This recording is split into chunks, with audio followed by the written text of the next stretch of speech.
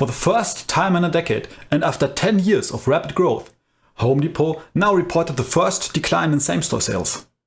And while this quick dividend grower is currently facing several economic headwinds and is struggling with a weak US housing market, I was quite surprised from what I found in my analysis. While I was expecting more a standard retailer, the quality of the company and the strategic approach of their management did quite impress me a bit. So the question is, how long will the current weakness continue, and can Home Depot return to the growth from the last years?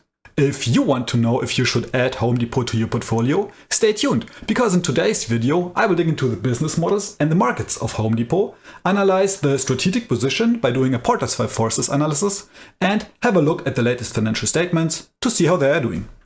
I'll also check the valuation and do a discounted cash flow calculation to determine their fair value. In the end, we will see if Home Depot is a good long-term investment or not. My name is Florian, welcome to Cashflow Maniac. Home Depot has the ticker symbol of HD and they are listed on the New York Stock Exchange. They are working in the consumer discretionary sector and were founded in 1978. At the moment they have more than 460,000 employees and their headquarters sits in Atlanta, Georgia. The market cap sits at $340 billion at the moment. The Home Depot Corporation operates as a home improvement retailer in the United States, Canada and Mexico. It sells various building materials, home improvement products, lawn and garden products, decor products, as well as facility maintenance, repair and operation products. The company also offers all kinds of installation services. In addition to this, it also provides tool and equipment rental services. The company primarily serves homeowners, professional renovators, contractors, and maintenance professionals. It sells its products through different websites and, of course, the Home Depot stores. Even though Home Depot is operating in all over North America, the majority of the sales is still done in the US. In the last fiscal year, the sales outside of the US was less than 10%. And the picture is actually very similar if you look at the sales split from products and services. Here it is even more severe, and more than 95% of their sales come from products and only a very small portion of their sales revenue comes from their services. So I think it is safe to say that the vast majority of turnover of Home Depot is generated from product sales in the United States. Home Depot is reporting 3 major product lines. Here we have the building materials, the decor and the hard lines. And their sales is very evenly split between these 3 segments. While the share of building materials is a little bit bigger and the share of hard lines is a little bit smaller, all in all, we don't have a very huge focus area here. And while Home Depot is not distinguishing this in their report, they are basically targeting 2 different customer types. The first ones are homeowners that are working on their own project for home improvement, home refurbishment or renovation. And the second one are more professional customers like contractors, handymans, plumbers, painters, gardeners and so on. Goldman Sachs actually estimates that the split between these 2 customers is roughly 50-50. But again, as Home Depot is not reporting these numbers by themselves, we don't have accurate numbers here, unfortunately. Just a couple of days ago, Home Depot actually announced that they are planning to acquire SRS. And with the acquisition of SRS, they want to expand their ecosystem, specifically targeting the pro customers. SRS is mostly working in the roofing and building products, but they have also divisions working in the landscape and the pool construction sector. So the products and services that SRS provides fit very nicely in the overall portfolio of Home Depot, and they expect that they can increase their total accessible market with this acquisition by around 5% up to almost $1 trillion. And with around 70%, Home Depot has the biggest market share in this sector. Home Depot has actually given themselves the mission to expand and strengthen the offerings to their pro customers. And with the acquisition of SRS, they can benefit from the whole ecosystem that SRS has built already to cater to exactly these pro customers. This includes their sales force, different brands, strategic locations, but also their experience and connections in this B2B sector. I definitely do like the direction of this acquisition, and even though it is not fixed yet, I do believe that if it happens, the company will definitely benefit on the long run. One reason is that the current US housing stock is already more than 40 years old. And over the last 20 years, this median age has actually increased by 10 years. So if we look here at the statistic, we can see that in 2005, the age was around 31 years, and by now we are already above 40 years. And it doesn't seem that this trend is anywhere near slowing down. So if this trend continues, there is definitely the need for renovation and refurbishment of these old houses. And with the low amount of new houses built at the moment, I also don't think that this trend will stop or even reverse anywhere in the next couple of years. While the renovation and remodeling market had quite a boost during COVID when everybody was staying at home and trying to make their own homes as pretty as possible and as livable as possible, we can see that in 2022 we had quite a decline in the RME, the Remodeling Market Index again. Last year in 2023, it seems that this trend has stabilized a little bit again, and in the last quarter of 2023, we can even see that there was a slight increase again. And while it's still too early to be sure, this is already a quite good indication. We will need to see how this will develop over the next couple of quarters, and the first quarter of 2024 should actually be reported still within April. At the time of this recording, these numbers are unfortunately not yet available.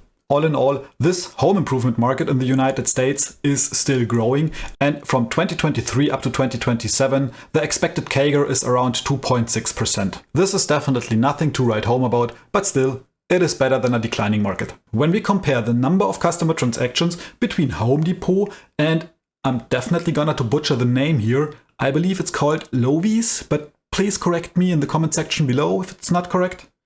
Home Depot could increase their market share over the last couple of years, and both companies are moving in the same general direction.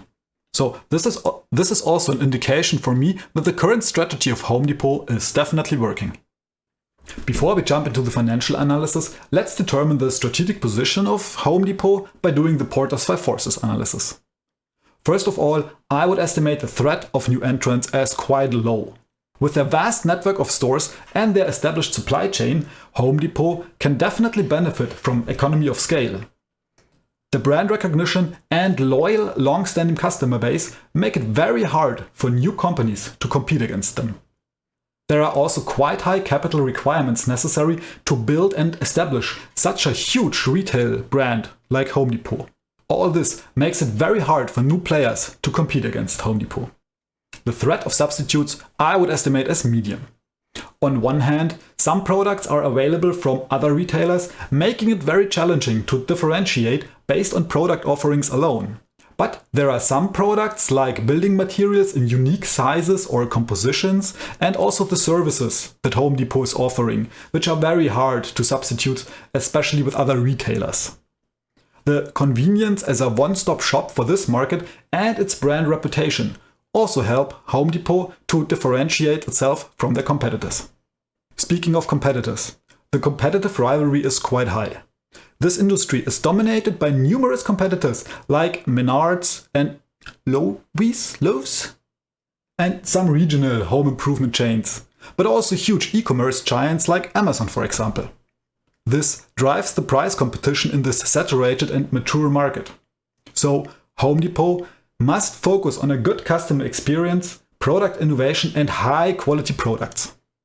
The bargaining power of the customers is also quite high. This retail market is very price sensitive, and there are multiple alternatives available in this home improvement industry. So the switching costs are quite low. And while Home Depot is trying to battle this with loyalty programs, reward cards, and a huge focus on the customer service and quality, still, the customers do have a significant bargaining power against them. The bargaining power of the suppliers, on the other hand, I would estimate as medium to low.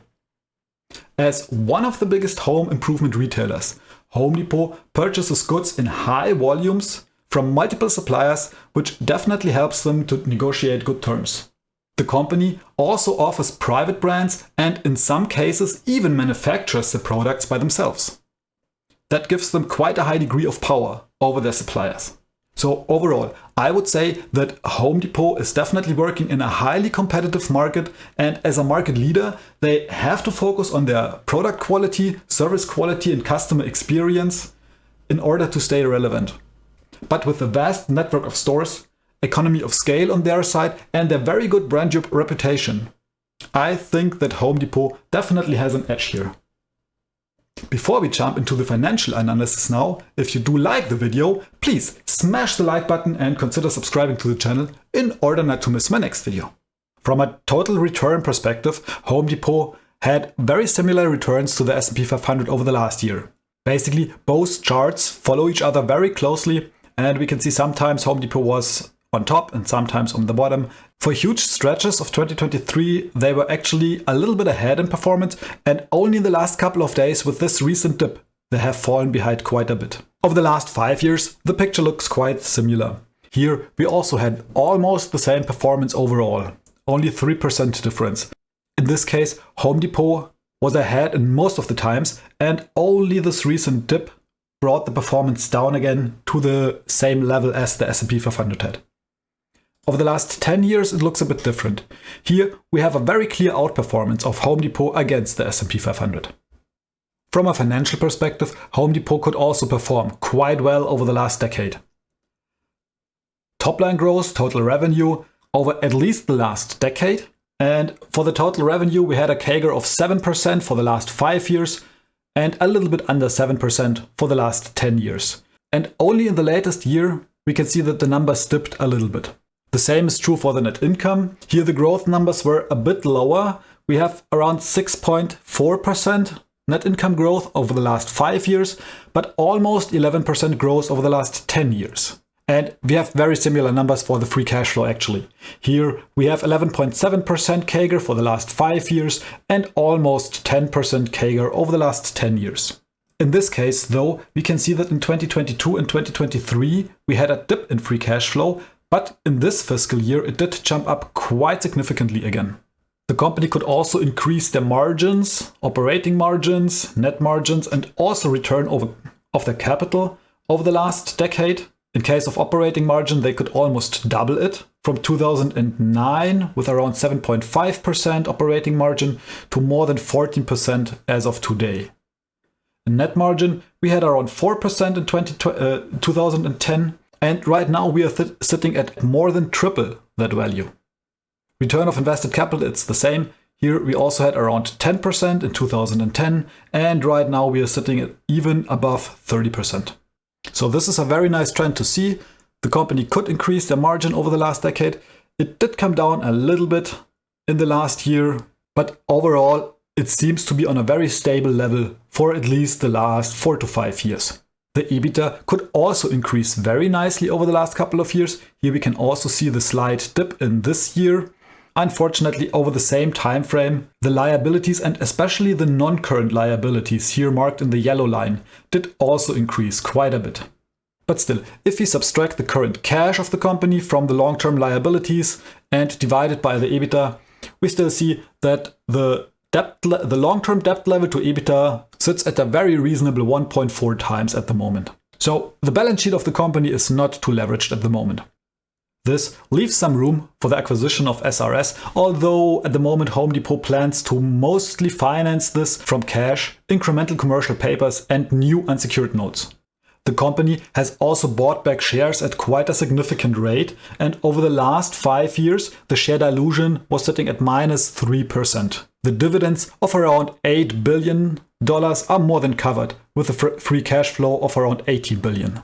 So the financials and the overall growth of Home Depot does look quite nice, with the only drawback that most of the financials did deteriorate in the last year a little bit due to the weaker economy and the weak housing market in the US. Unfortunately, the growth for the next couple of years should be quite a bit lower compared to what we had over the last 5 or even 10 years. But still, after a drawback in 2024, the company is still expected to grow again. This is true for the earnings per share as well as for the revenue. The average analyst expectations give an upside of around 13.5% with a maximum upside of around 30%, but there is also the chance of a drawback of around 24-25%. Same as with our analysis last week. In this case, I would be a little bit careful because in case of such a drawback, some analysts like to adjust their price target. And because this drawback was just so recent, the price target was not yet adjusted. So I think there is a chance that some of these analysts will revise their forecast a little bit to the downside. So let's have a last look at the valuation before we come to our conclusion. At the moment, Home Depot is definitely not cheap. And here we can see the history of the EV to EBITDA multiple in orange, PE gap in blue, and price to cash flow multiple in pink. And when comparing to its own history, it seems like especially the EV to EBITDA ratio is rather sitting on an elevated level compared to the history. The PE ratio, though, seems to be on an average level. From price to cash flow level, the company also was never really cheap, but over the last couple of years, the price to cash flow ratio was quite elevated. One reason for this might be the quite low cash flow that the company had in the last 2 years. Now that the cash flow increased again, the price to cash flow multiple also came back down again. The valuation compared to their peers seems to be a bit elevated though. The PE ratio compared to their peers is quite high. The same is true for the EV to EBITDA ratio and for the price to cash flow ratio. And even though neither of these valuations is the highest in this field, all in all, Home Depot definitely isn't very cheap. Home Depot is paying a dividend of $9 at the moment, which brings the dividend yield to 2.66%. The payout ratio sits at a comfortable 56.5%, and the 5-year growth rate is close to 14%. Compared to the last 5 years, the yield sits at a very comfortable level right now and is definitely above the 5-year average. That could make it a very interesting buy opportunity for dividend investors. For my fair value calculation, I used the average 5-year growth rate for free cash flow and also net income, but I corrected down the dividend growth rate a little bit. We just saw that it was sitting around 14%, but the dividend growth rate has also decreased on a year-over-year basis in the last couple of years, so I wouldn't expect that they can keep up this huge growth rate over the long run. For the multiples, I also used the 5-year averages here. And with these assumptions, I'm coming to a fair value of around $412, and by including a margin of safety of around 20%, this brings us to a stock price of around $330. This is actually very close to the current level of 338. Home Depot is just emerging from a decade of significant growth and outperformance against the S&P 500. Over the last years, they did show a remarkable top and bottom line growth, and even though the debt did increase at the same time, it is still on a very manageable level. A weaker home refurbishing market and inflation last year led to the first decline in the results and same-store sales in over a decade. And even though Home Depot's management expect a very slight EPS increase for this year, the challenges will not disappear, at least in the short run. The growth rates for the next 3 to 4 years on EPS and revenue level is only expected to be in the mid-single digits.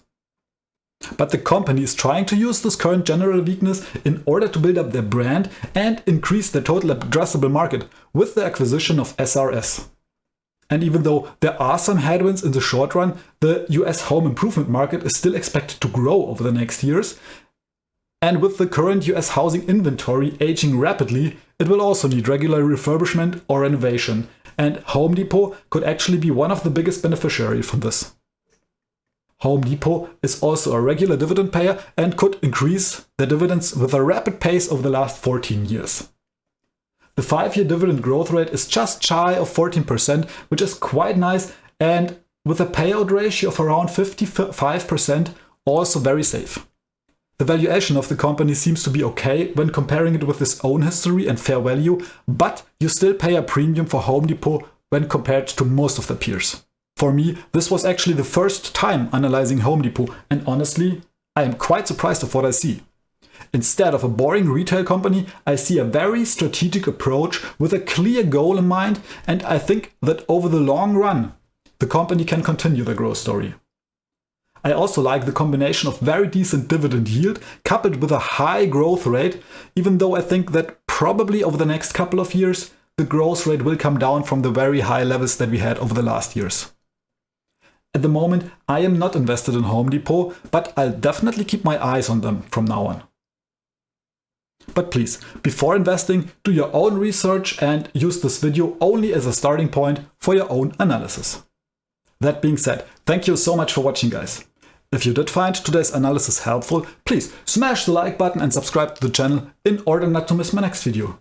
And if you do have any suggestions or recommendations for my next video or what I should analyze next, please leave me a comment down in the comment section. I do my best to reply to all of them. And if you are still looking for another company for your long-term portfolio, maybe this one might just be the right one.